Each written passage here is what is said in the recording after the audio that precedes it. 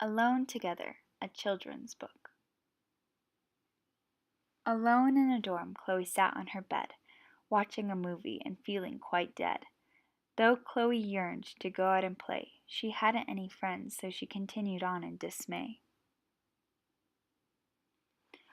Bored with the movie, she drifted into thought about how she'd own 3 cats, Mouse, Eve, and Scott.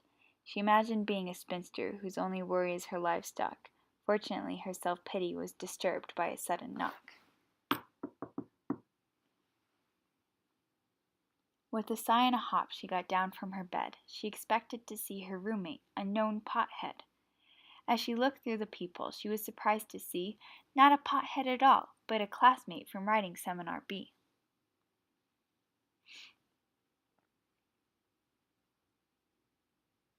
Elizabeth stood wearing a scarf and a hat. She looked rather nervous, like she had just seen a rat. Chloe opened the door and smiled at her classmate. She couldn't help but think that this could be fate. "Would you like to go to dinner?" Elizabeth asked. "If you're busy, of course. I swear I'll leave fast."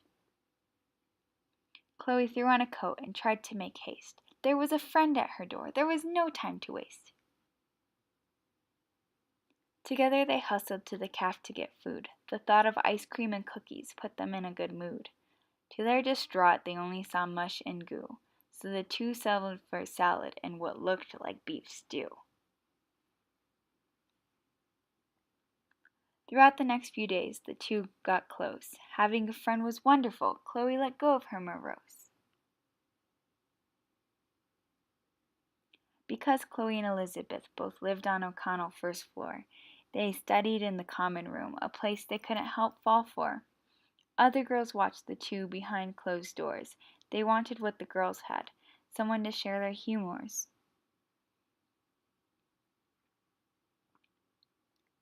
Then one brave girl emerged from her hiding. She walked over to the girls, nerves subsiding. Pretty soon the girls had been joined by 2, then 3, then 4 more. After a while they were accompanied by the whole floor. The first floor girls became a discourse community. They looked out for one another, always practicing unity.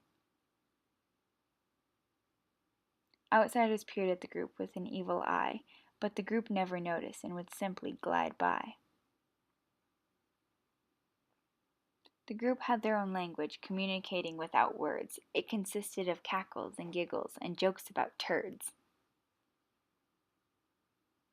Of course, a language wouldn't be complete without a little cursing. The worst words come from the girls majoring in nursing. However, what made the group close didn't come from a laugh, but a tear.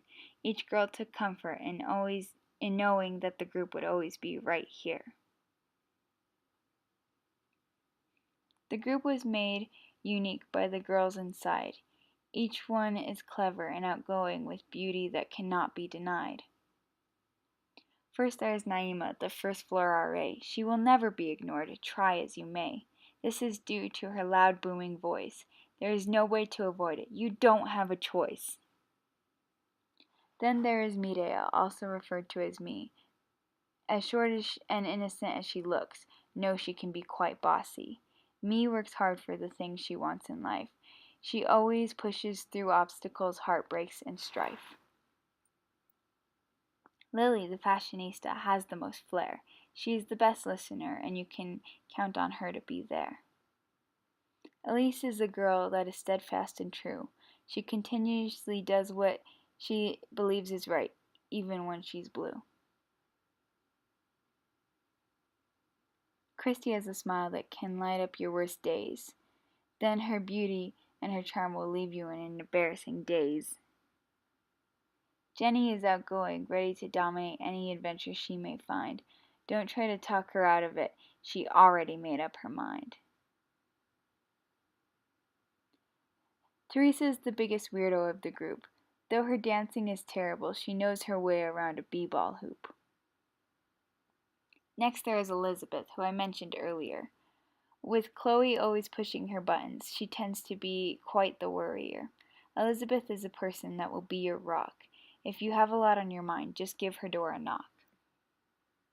Lastly, there is one member who is not female, but he acts like one, so we might as well. Jan has a personality that practically gleams. He dedicates himself to his friends, his studies, and his dreams. Together, the girls and the boy make up the squad. They feel comfortable acting as themselves because they're all a little odd. Chloe peered at all the friends she had made. She realized their friendships were things she could never trade. College is hard and challenging, thought the undergrad, but with friends like them, it all doesn't seem so bad.